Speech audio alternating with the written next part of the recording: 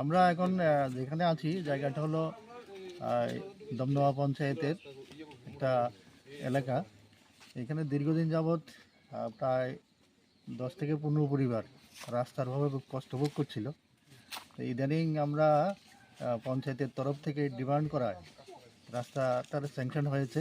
আজকে ইঞ্জিনিয়ার সাহেবকে নিয়ে আমরা এসেছি এখানে রাস্তাটার মেজারমেন্ট করে রাস্তার কাজ শুরু করার জন্য।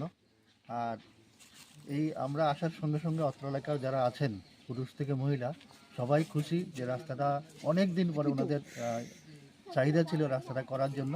রাস্তাটা কাজ শুরু হবে, তাই ওনারা সবাই এসছেন। ওনারা বারবার বলছেন যে রাস্তার কাজ আপনারা তাড়াতাড়ি শুরু করুন, আমরা সর্বতভাবে কাজ করার জন্য সাহায্য করব। কাজটি কতদিনের মধ্যে শুরু হতে পারে?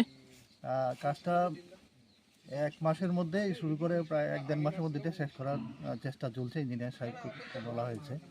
তাই আমি পঞ্চায়েত সমিতির চেয়ারম্যান হিসাবে ওনাকে বলবো যে কাজটা তাড়াতাড়ি শেষ করুন, অন্তত বৃষ্টি হওয়ার আগে। এই কাজের জন্য কত টাকা বরাদ্দ হলো? এই জন্য আমরা যেহেতু 2 সাইডে ড্রেন থাকবে আরসিসি ড্রেন, মানে প্রায় 26 লাখ টাকার মতো স্যাংশন করা এটা হয়। কি টেন্ডারের মাধ্যমে হবে না? এগুলো রেগার কাজ, তাই এগুলা আয়োর মাধ্যমে করা হবে। এই কাজটা হওয়াতে আপনারা কি খুশি? কাজটা হলে তো আমরা খুশি, ভীষণ আমরা খুব খুশি।